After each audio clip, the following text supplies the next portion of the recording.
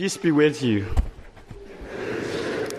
Congratulations to the Eagles fans from the winning, right? But last week, we had the Super Bowl, and I'm a little bit, excited about the games and all of that. But I'm really looking forward to the commercial. And there was one in particular. Of course, being a chaplain at Bishop Kelly, with all the kids, they're always asking me if there's any priest figure in it. And there was one. It was one of the commercial about advertising for a car, right? And there was a priest, the Catholic priest. There was it's a Muslim. There was who else? There was a rabbi. There was a Jew. And there was a Buddhist monk, right? And they would all driving together, going to a game. And then, of course, they were being late. Very typical. And then, they made it to the game. But then there was one thing at the end of the commercial. There was a catching phrase. We all one team. We all one team together. And I think that's so true. Even though we are so different in our, there's so many differences between all of us, but we have one thing in common. We are in one team to help other people. Indeed, we are Jesus' team. We are in that one team. And I think today in the gospel give us a very clear criteria of how can we be in that team. But in order to know that, what does Jesus' team look like? We now go to the first reading where we see the historical, treatment on those who have leprosy. So if you have leprosy, you are considered to be a public health risk. And therefore, you can't live within the community. You need to be in a separate place. You need to be excluded from the community. You can't have any, contact with those around you.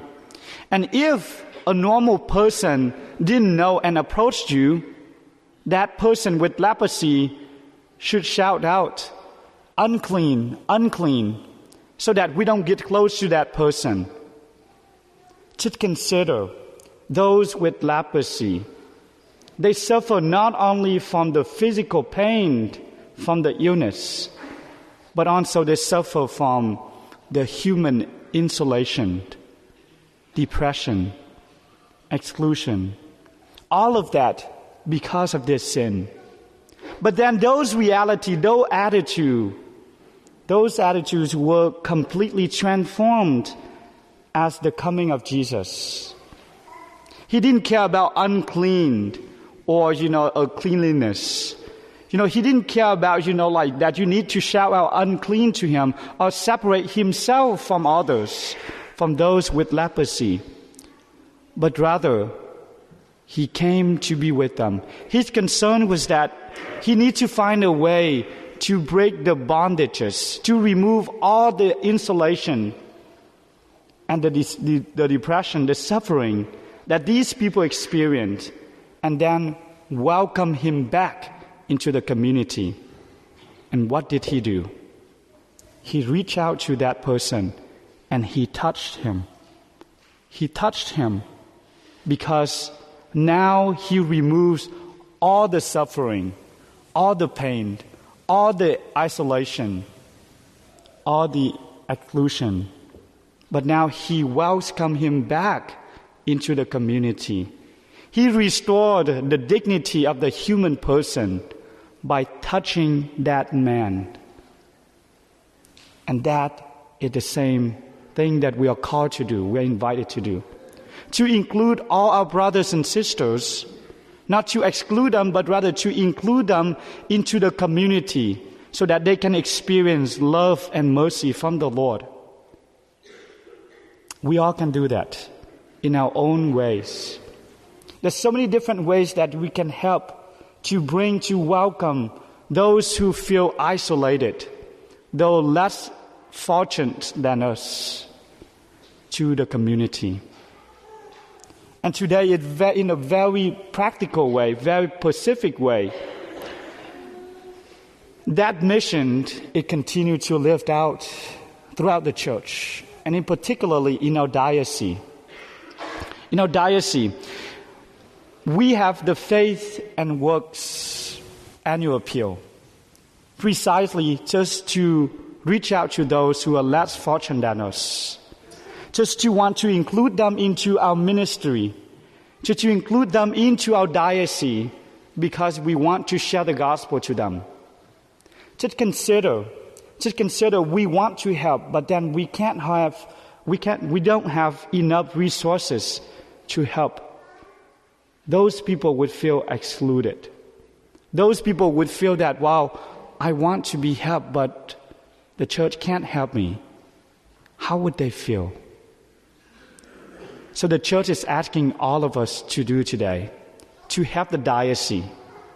To help the diocese in your pews, you will see a card like this. And I ask that, you take it with you. You take it with you. And there's so many ministry in the church that benefits us, that benefits all of us. For example, we know that we have permanent deacons here with us. And that if someone is considering to go to the diaconate formation, the diocese will pay for them completely so that they can be trained, they can be ready to serve the community, to serve those in need. With your help, we are able to have the youth, the adults, the young adults with the Sing Praises ministry, that we were able to include 1,300 youth every 2 or 3 months or so, to have the encounter with the Lord, to experience His love and mercy. With your help, those people in the, who are less fortunate than us, that they can benefit from those ministries, that we have, opportunity to know the gospel, to learn about the faith. With your help, my brothers and sisters, that you can make the formation of the seminary to be stronger. You create an opportunity for men to discern, to live in the Damien house, to discern the first step of what is it like to be a seminarian. So my brothers and sisters, this is the one very practical ways that we can help the diocese, that we can help those less fortunate than us to be included. So together, we can go further. Together, we can spread the faith and share the gospel to all the brothers and sisters who are unable to help themselves. So I ask you, really prayerfully consider and fill out the form. If you have already just make sure you have the right, address and, contact information so that the diocese can, keep in touch with you. But if you are not ready to help, I ask you to take one with you, and then prayerfully consider how you can help. So I give you some time to fill them out, and please join me to help the diocese, to help those who are unable to help themselves.